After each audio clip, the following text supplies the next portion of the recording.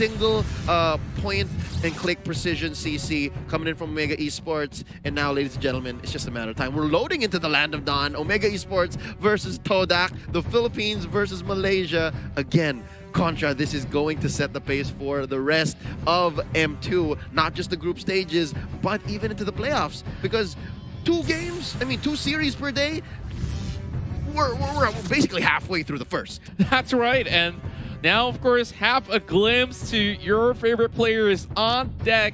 Of course, you got Moon, always with his slick hair, and they are pretty much unfazed. We're going to be going in towards our very first game in a real short bit, and here we go. And towards the land of Dawn for Game 1 in the M2 World Championship of Mobile Legends. Bang Bang. Over right here with me, casting alongside is definitely going to be Leo Gaming, and I'm Contra. And we will not forget to thank Singtel, our partners in esports, to unlock lag-free and ultra-fast gaming experience with Singapore's fastest 5G network. Keep calling and get the edge you need on your road to Mystic and MLBB with Singtel. Oh, look at this. Heat starting it up strong. Again, this is going to be key. You got to bother Chiku. You got to take away these purples, these oranges, and the Serpent still alive. Maybe a third of health left. Heath is just working his mask. He's saying, you know what, this is a non-starter. Could not get it. Oh, he actually dives in a little bit late to the scene, and it might just be punished. He's already used his flicker as well. He needs to get out of this, and I believe that that chunk of health left, he's got to back away. Oh, Curtizi super aggressive up top, cutting the lane already. I do believe this is maybe just the second or third wave. Oh, the duel! It's happening! Formaze already goes in for the flicker. That's out. Curtizi looking for a dash. Can he find him in the bush? Oh, he gets it! Whoa! That's first blood for Omega Esports. Just look at that blow, and Curtsy still at it once again, and E1 tries to finish him up, and he managed to make it out! What? Absolutely insane! Omega Esports not only got the first blood, but he makes it out alive. With relative impunity. Not the team, but the fact that he was not punished at all. That was a big 3-man rotation sent in by Todak, and in mid, that's going to be Moon being hit by the Mountain Shocker. Survives with just a sliver of health as well. Yeah, and I am definitely excited to see what goes up next. A lot of all these flickers have already popped up from the side of Todak, and they are forced to play passive all the way. Now, Kenji is also controlling his lane relatively well, so if they were to choose to roam, definitely could be great. Now, looking at this, we got it all wrong during the draft, I must admit. It's actually the Ruby and the Khalid, and then the Benedetta and the Cho facing off. Now, Heath just checking the bush, seeing who wants in. E1 goes for the bite, now starting this very first turtle. Again, we talked about this in the pre-game discussion. Counters and timers are just way up. That's the first turtle going over to Omega. Yeah, and Omega Esports, like we said, really put the pedal to the metal on this one as they managed to really rake in on the goal. They're already 1K ahead, and he forces E1 to back away. He has to find a different angle to perhaps give a little bit of support heading down towards the bottom side. But oh, Yelly Haze to be having some danger right here. Ooh, there's a Mountain Shocker alongside the ejector. Oh, they're gonna go for the neck, and Moon goes down. E1 survives. Not much he could do to help out his mid laner, and now Chiku. BMI out, goes for the duel. That's going to be the blazing duet. Oh, it's not a duel if it's a 2v1, and he's out. Yeah, he knows he's got no business there being a 2v1, and all he can do is just get as much of those creeps as possible. And now Kenji possibly will be just, you know, doing what he can just to sustain, and Stu will just be quite an annoyance to deal with. Yeah, Contra, let me make a quick prediction here, and let's say a call. Hold up before that. Nice ejector, 3-man rotation. Not much Stu could have done. I was going to say, if that didn't happen, and these two side laners here, top and bottom, just continue doing what they did, it would be a slow crawl win for Omega. It's because they're winning these side lanes, right? But then Heath comes in with the massive rotation. Indeed, and you just see that Todak just haven't seen to find a way to respond to this at all. This is not what they're used to in the early game, and it's really costing them a lot. Now, you can see 3-0, but all they have to do is just to hold on and eventually look for that mid-game fight. But oh, Wave Dragon in towards the mid side. As you can see, Moon dies in as well. Yeah, Lee Hayes gets caught out, and it's gonna be Eve. They'll be forcing the flicker out of Formaze, and he finally pops that away. Nice Hurricane Dance to save himself, Heath, and Hajizi. There's not enough damage between the both of them, so even E1 gets away, even Moon survives. Now, real quick, big fight in the river. There's a Rampaging Sandstorm. Stu gets one. Down goes Hajizi. The machine needs some maintenance. Oh, man. Speaking of the machine here, he's going to be flipping Moon over like a burger patty, and man, he definitely doesn't want any of that sort of pressure going on. He's going to be backing away, but fixing back down and towards the bottom side of the map, we do see Kenji just enjoying his time over on the bottom side after getting that one pick off. And of course, that might just happen again to that Khalid if he's not careful enough. But over the KZ side, the 1v1 is commencing.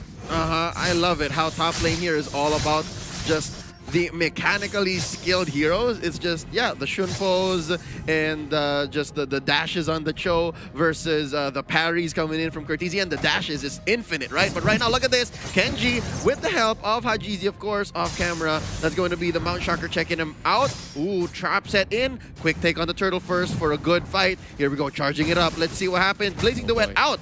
Chico, I love how he's so disciplined. Yeah, he's definitely holding on towards that trigger at the moment, and for me, it's just getting as much vision as he can. Just looking at the itemization right now, we do have Stu already having half the season. Oh, it's going to be Heath that will be able to pull E1 right in.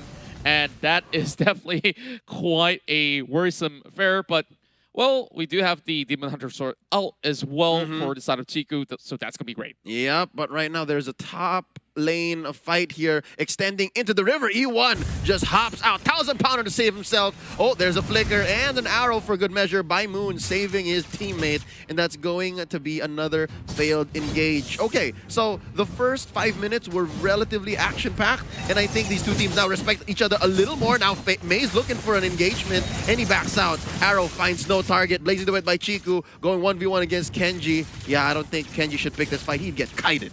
Yeah, definitely he has already had a lot of his HP down, but he gets back up, quickly regens, and all the way back in. Stu is going to be engaging right here with the Sandstorm, and this 1v1 is not looking in favor of the side of Kenji. He opts out with the flicker. That's going to be a fight that he does not want to pick up. And, ooh, Maze already picking up the Blade of Despair. He means business as he takes these smaller creep camps up top. But now, that is a Hurricane Dance that E1 regrets. And there's an ejector on the Chiku. The first death for the jungle player for Todak. And there's some revenge on the Yelly Haze. But Hajizi gets the third one. Will there be a fourth? No, it's going to be a trade instead. Heath is still alive. How did Heath survive? I don't understand. They went in 1 by 1 and easily give up the mid lane tower. And Omega Esports just got so many freebies going their way. They're definitely enjoying what they can possibly take at the moment. Not a single turtle missed, and now they're going to take their third after that quick rotation and conversion in mid after what I believe was a 3-for-1.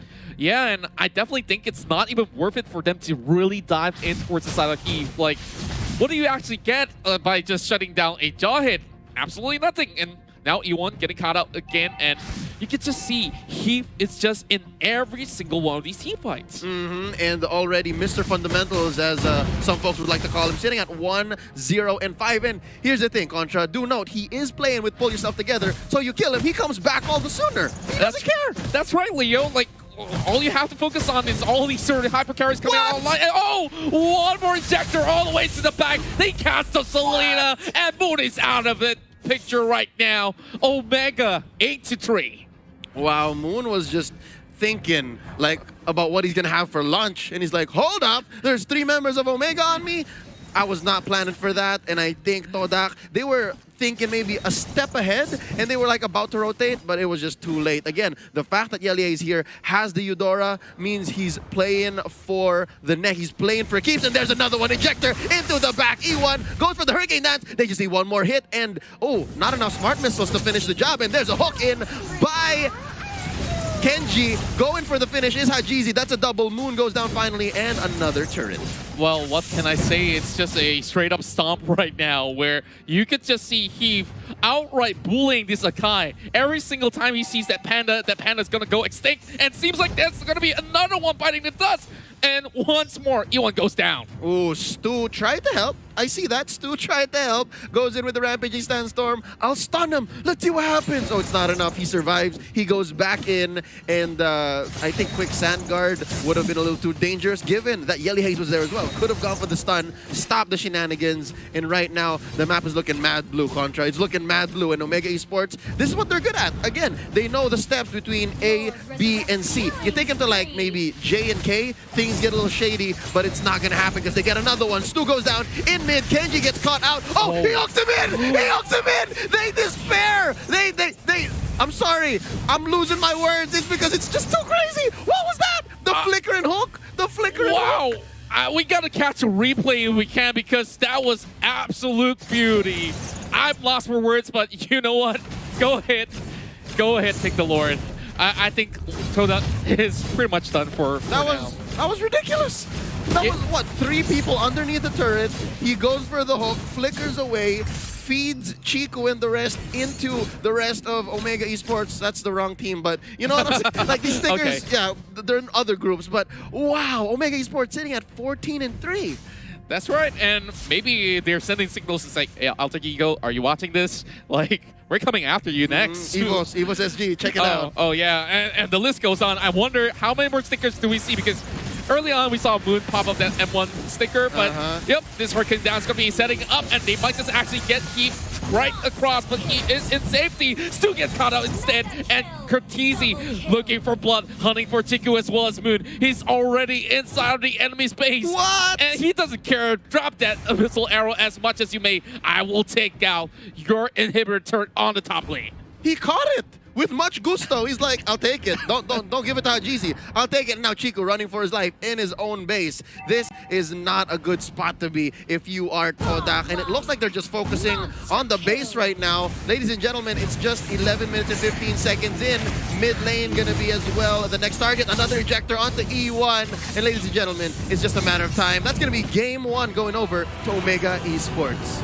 And now the Philippines will top the groups. At the moment, Omega really represented it well with them hungry for the first win. And the champions of MYSG will suffer a first round defeat. But hey, all's not over just yet because this is just 1 out of 3 games in this best of 3 format. So we still got perhaps 2 more to go. Yep. This is, what, a 12-minute game?